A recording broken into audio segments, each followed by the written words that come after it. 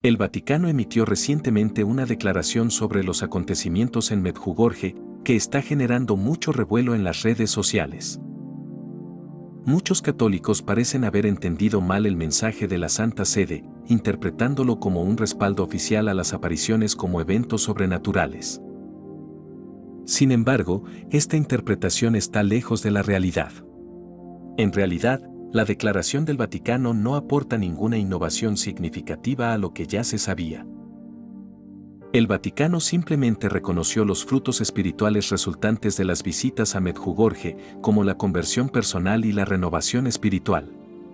Este es un punto que el propio Papa Francisco ha expresado en el pasado. Sin embargo, no se ha confirmado ningún origen sobrenatural de las apariciones y el Vaticano ha mantenido su postura de cautela hacia los videntes. De hecho, se aconseja a los peregrinos que eviten a los videntes durante sus visitas.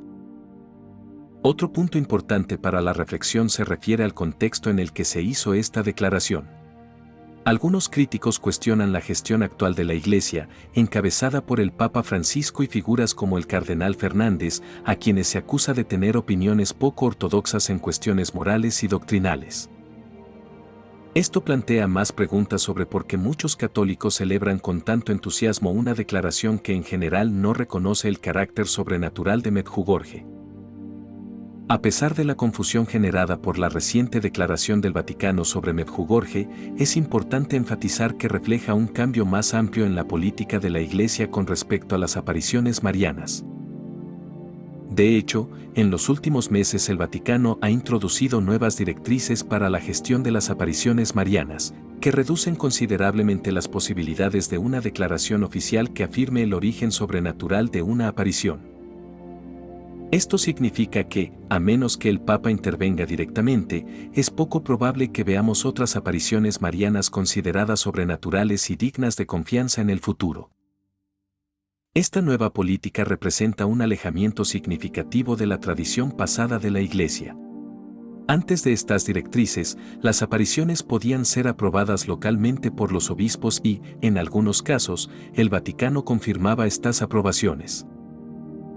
Pero ahora parece que la idea de una aprobación oficial de la Iglesia de una nueva aparición es prácticamente imposible, a menos que el propio Papa adopte una posición oficial al respecto. Otro aspecto de esta decisión está vinculado a la percepción que el Papa Francisco y el Cardenal Fernández tienen de Medjugorje. Aunque el Vaticano ha permitido peregrinaciones al lugar y ha reconocido los beneficios espirituales que muchos creyentes encuentran allí, el Papa Francisco ha expresado personalmente dudas sobre la autenticidad de las apariciones. En 2017, declaró claramente que tenía serias dudas sobre el carácter sobrenatural de los acontecimientos de Medjugorje y consideró improbable que Nuestra Señora se comportara como una directora de telégrafos, enviando mensajes diarios a los videntes. El aspecto crucial de la cuestión no son solo las apariciones en sí, sino cómo el Vaticano decidió manejar el fenómeno de Medjugorje y eventos similares en el futuro. La reciente declaración del Cardenal Fernández no pretende que las apariciones sean de origen sobrenatural, sino que resalta los frutos espirituales que se derivan de las peregrinaciones. Este fue destacado como el reconocimiento más alto que se puede obtener según las nuevas directrices, que se centran más en los resultados espirituales que en la aprobación oficial de las apariciones. Este cambio plantea un desafío a los fieles: ¿cómo conciliar la ausencia de una declaración clara de autenticidad con un estímulo continuo para visitar lugares y beneficiarse de experiencias espirituales? Parece que el Vaticano intenta mantener una posición equilibrada, sin negar completamente el fenómeno, pero al mismo tiempo sin reconocerlo abiertamente como milagroso. Este enfoque ha causado confusión entre los creyentes, especialmente porque muchas interpretaciones e informes ampliamente difundidos sugieren falsamente que hubo algún tipo de respaldo formal. De hecho, algunos críticos ven este enfoque como una confirmación de lo que perciben como una tendencia en el liderazgo actual de la Iglesia hacia una mayor ambigüedad y una falta de claridad doctrinal. De hecho, en la conferencia de prensa de hoy solo se discutió extensamente la cuestión de Medjugorje y el reconocimiento de sus frutos positivos. Entre ellos se destacó la promoción de una sana práctica de la fe, el retorno frecuente a los sacramentos, en particular la Eucaristía y la reconciliación, así como el despertar de numerosas vocaciones sacerdotales, religiosas y matrimoniales. Este despertar espiritual, que involucró también a quienes estaban alejados de la fe o la practicaban superficialmente, se considera una señal clara de la obra del Espíritu Santo en este lugar. En particular, hablamos de más de 700 vocaciones sacerdotales directamente relacionadas con el fenómeno de Medjugorje, lo que atestigua la abundancia de frutos espirituales generados en este contexto. La particularidad de Medjugorje, como informó la conferencia, reside precisamente en estos numerosos signos de profunda conversión. El lugar se ha convertido en un centro de atracción para creyentes de todo el mundo, impulsados por el deseo de reconectar con su fe, redescubrir los sacramentos y recibir la gracia de una nueva vocación. Esta amplia gama de frutos espirituales ha sido interpretada como una prueba tangible de la acción divina, haciendo de Medjugorje un fenómeno digno de ser acogido y alentado por la Iglesia. Mientras la Iglesia reconoce y alienta los frutos de Medjugorje, surge una pregunta crucial: ¿por qué no se adopta el mismo enfoque hacia el movimiento vinculado a la misa tradicional en latín? Muchos fieles apegados a la forma extraordinaria del rito romano, comúnmente conocido como misa latina, se sienten ignorados o, peor aún, avergonzados. Este movimiento ha producido frutos igualmente evidentes, con un número significativo de vocaciones sacerdotales, religiosas y familiares, así como un retorno asiduo a los sacramentos, en particular a la confesión, practicada con frecuencia y seriedad en muchas comunidades tradicionalistas.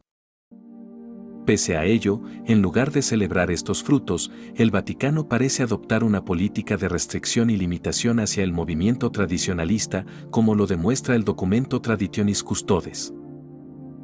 Muchos fieles han expresado dolor y frustración con este enfoque, enfatizando que la belleza y la reverencia de la misa en latín ha tenido un profundo impacto en sus vidas espirituales, ayudándolos a vivir su fe de manera más consciente y auténtica.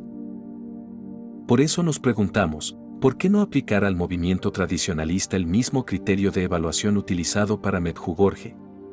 Si los frutos de Medjugorje son signos de la obra del Espíritu Santo, ¿no podríamos decir lo mismo de los frutos producidos por la misa en latín? El meollo del problema reside precisamente en la idea de frutos espirituales. El movimiento vinculado a la tradicional misa en latín ha demostrado dar resultados tangibles, comunidades unidas, un aumento significativo de las denominaciones y el crecimiento de muchas vocaciones. Sin embargo, en lugar de ser reconocidos, estos frutos parecen ignorados e incluso devaluados. En muchas parroquias, la confesión se ofrece en horarios limitados, a menudo en horarios inconvenientes, como los viernes por la noche, mientras que las comunidades vinculadas a la misa tradicional en latín tienden a hacer este sacramento más accesible, con confesiones disponibles antes de la misa o en otros momentos convenientes para los fieles. El argumento que surge es que si la Iglesia reconoce la obra del Espíritu Santo a través de los frutos de Medjugorje, también debería hacerlo el movimiento tradicionalista. La pregunta planteada es simple pero crucial: ¿por qué no reconocer que el Espíritu Santo actúa también dentro de estas comunidades, que siguen una forma litúrgica que ha nutrido la fe católica durante siglos? ¿Qué opinas? Si te gustó el video, comenta amén. Dios lo bendiga.